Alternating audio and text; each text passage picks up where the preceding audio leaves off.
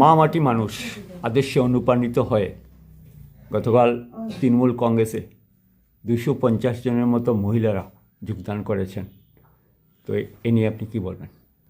দেখুন, সমগ্র জেলায় আমাদের দুইটা সমষ্টিতে তৃণমূল কংগ্রেস প্রার্থী দিয়েছে, দক্ষিণ করিমগঞ্জে, উত্তর করিমগঞ্জে। উত্তর করিমগঞ্জে ব্যাপক হারে মহিলারা গ্রাম এবং শহর থেকে বেরিয়ে আসছেন এই কারণে অরুণোদয় স্কিমের অধীনে যাদেরকে সিলেকশন করা হয়েছে সেখানে বেশিরভাগ অবহেলিত মহিলাদেরকে বাদ দেওয়া হয়েছে। এই মহিলারা নানানভাবে নানা সময়ে এনজিওর মাধ্যমে সমাজে কাজ করে আসছেন। যারা বিকলাঙ্গ, বুবা বা ফিজিক্যাল হ্যান্ডিক্যাপ্ট, তারাও এই স্কিম থেকে বাদ দেওয়া হয়েছে। রাজনৈতিক কারণে বিজেপি এটাকে হাতিয়ার করে নিয়েছে এই স্কিমে, আর হাতিয়ার করতে গিয়ে বিপাকে পড়েছেন অবহেলিত মহিলারা। সেই জন্য অবহেলিত মহিলা যারা আছেন গ্রামগঞ্জে সবাই এখন ধীরে ধীরে তৃণমূল কংগ্রেসের সাথে জড়িয়ে পড়ছেন। আর তারই বহিঃপ্রকাশ ঘটেছে গতকাল পিডব্লিউডি সম্মুখে যে কমিউনিটি হল আছে ডিএসএস উপরে, সেখানে অসংখ্য মহিলারা আমাদের দলে জয়েন করেছেন। আর আগামীতেও আজকেও দেখছেন সুপ্রাকান্দি এবং বিভিন্ন এলাকার মহিলারা এখানে এসছেন, পিরচক জিপির মহিলারা এসছেন। তারাও অনুপ্রাণিত হয়ে আমাদের সঙ্গে নির্বাচনে কাজ করার অঙ্গীকার করছেন।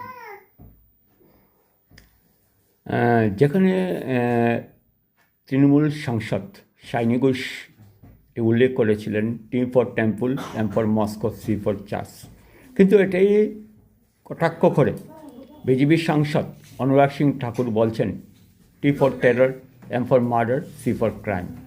এই যে কটূক্তি, এ নিয়ে আপনি কি প্রতিক্রিয়া ব্যক্ত এখন করেন? এরা এখন সরকারে বসে তারা মানুষকে মনুষ্যত্ব জ্ঞানকে তারা হারিয়ে ফেলেছে এবং আবুল তাবুল তারা বলছে। আমরা বলছি মন্দির, মসজিদ, গির্জা সমন্বয়ে এই দল চলে, আর তারা বলছে মার্ডার, ক্রাইম, এগুলি কথা বলছে। এগুলি তাদের ভাষায় মানায়, কারণ তারা সেটাকেই তারা গ্রহণযোগ্য বলে মনে করে এবং নিন্দা জানানোর একটা ভাষাও লাগে, সেই ভাষাটাও তারা হারিয়ে ফেলেছে। তো তাদেরকে আমরা কি বলবো? আপনারা জানেন মণিপুরে মহিলাদেরকে নগ্ন করে, বিজেপি শাসিত রাজ্যে নগ্ন করে মহিলাদেরকে রাস্তায় রাজপথে হাঁটিয়েছে এই বিজেপি সরকার। মহিলাদের উপর অসংখ্য অত্যাচার হয়েছে, নগ্ন অত্যাচার হয়েছে মণিপুরে বিজেপি রাজ্যে। তারা আর কি বলবে? তারা তো এমনও বলে যে সিলেটি ভাষা বিদেশি ভাষা, এটা মহাপ্রভু চৈতন্যদেবের ভাষা, সেই ভাষাকেও বিদেশি ভাষা বলছে। এরা তো যে সময় যেটা বলেছে এই প্রতিক্রিয়াই তারা দিচ্ছে। আপনি এটাকে নিন্দা বা ধিক্কার জানান? নিন্দার তো ভাষা নেই, ওদেরকে নিন্দা জানানোর কোনো ভাষা নেই। অনুরাগ ঠাকুর এর চেয়ে আর বেশি তিনি আর কি বলবেন? সেই ভাষাতেই তো তিনি বড় হয়েছেন। শাসক দল এও অভিযোগ করছে যে মমতা ব্যানার্জি সরকার অনুপ্রবেশ ঘটাচ্ছেন এবং বাংলাদেশে যে ভোটাধিকার প্রয়োগ করছেন। এ নিয়ে আপনার প্রতিক্রিয়া কী? আচ্ছা, একটা কথা বলুন তো, বর্ডার সিকিউরিটি ফোর্স কার আন্ডারে চলে? অমিত শাহর আন্ডারে চলে। সীমান্ত এলাকা অমিত শাহ দেখাশোনা করেন, উনি হোম মিনিস্টার আমাদের। বর্ডার ক্রস করে যদি কোনো লোক আসে অবৈধভাবে, সেটা দেখাশোনার দায়িত্ব তো কেন্দ্রীয় সরকার, অমিত শাহের দায়িত্ব।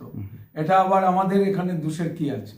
আমরা রাজ্য পার্টি হোক বা অন্যান্য পার্টি হোক, পার্টির তো কোনো দোষ নেই। পার্টি তো সেখানে বন্দুক নিয়ে পাহারা দেয় না, পাহারা দেয় তো অমিত শাহের সরকার। বর্তমানে তৃণমূল কংগ্রেস এক উত্থান ঘটানোর চেষ্টা চলছে, প্রয়াস চলছে। এই যে হঠাৎ করে তৃণমূল কংগ্রেসের উত্থান বরাক উপত্যকায়, এ নিয়ে আপনি কি বলবেন? দেখুন, তৃণমূল কংগ্রেস মানুষ এখন ধীরে ধীরে বুঝতে পারছে এটাই একমাত্র বিকল্প পার্টি। কারণ কংগ্রেসের দুর্নীতি এত মাথা চাড়া দিয়ে উঠেছিল যে সাধারণ মানুষ বঞ্চিত হয়েছিল, যার ফলে মানুষ বিকল্প হিসাবে বিজেপিকে বেছে নিয়েছিল। কিন্তু বিজেপি বিগত 10 বছরে করাপশনের মাত্রা কংগ্রেসের দ্বিগুণ বাড়িয়ে দিয়েছে। এর ফলে সিন্ডিকেট রাজ এমনভাবে বড়াকে তুঙ্গে উঠেছে যে সিন্ডিকেটের বাইরে আর কোনো কিছু ভাবতেই পারে না তারা। সেই জন্য মানুষ আজ বিকল্প তৃণমূল কংগ্রেসের প্রতি মানুষ এসছেন এবং তৃণমূল কংগ্রেসের হাত ধরে বরাকের উন্নয়নের একটা রূপরেখা, মানুষের আশা আকাঙ্ক্ষা মেটানোর চেষ্টা করছেন। এবার বরাক উপত্যকায় আপনার তৃণমূল কংগ্রেস কি আশা ব্যক্ত করছেন? দেখুন, তৃণমূল কংগ্রেস আমরা এগিয়ে আছি, কারণ বিজেপির ভ্রষ্টাচার এবং বাঙালি বিরোধী নীতি সেটা মানুষ বুঝেছেন। হিন্দু মুসলমানের নামে যে রাজনীতি তারা করছে, এই রাজনীতি আসলে হিন্দুদের পক্ষেও নয়, বাঙালি হিন্দুদের পক্ষেও নয়, আর বাঙালি মুসলমানদেরও পক্ষে নয়। তো বাঙালি হিন্দুরা সেটা বুঝতে পারছেন যে বিভাজনের মধ্যে দিয়ে এটা হাতিয়ার করে হিন্দুর ভোট নেওয়ার এক চক্রান্তই বিজেপির। আর না হলে বিজেপি তো মুসলমানরাও থাকে, এজিবির মাধ্যমে বিজেপির মুসলমানদের ভোট নেয়। তাহলে এরা দুমুখী নীতি পালন করে, একদিকে মুসলমানদেরকে উচ্ছেদ করে হিন্দুদেরকে খুশি করানোর চেষ্টা করে, অন্যদিকে মুসলমানের ভোট এজিবির মাধ্যমে এনে সরকার গঠনে তারা চেষ্টা করে। তো এদের দুমুখী নীতি নিয়ে আমরা কেন এদের ফাঁদে পড়ব? তাই বাঙালিরা এটা বুঝে গেছেন যে আমাদের বিভাজন করে কোনো লাভ নেই। 26শে মহারণে তৃণমূল কংগ্রেস নির্ণায়ক ভূমিকা গ্রহণ করবে, এটি আমার কথা নয়, সুস্মিতা দেব বলেছেন। আপনি কি একমত? হ্যাঁ, অতি অবশ্যই।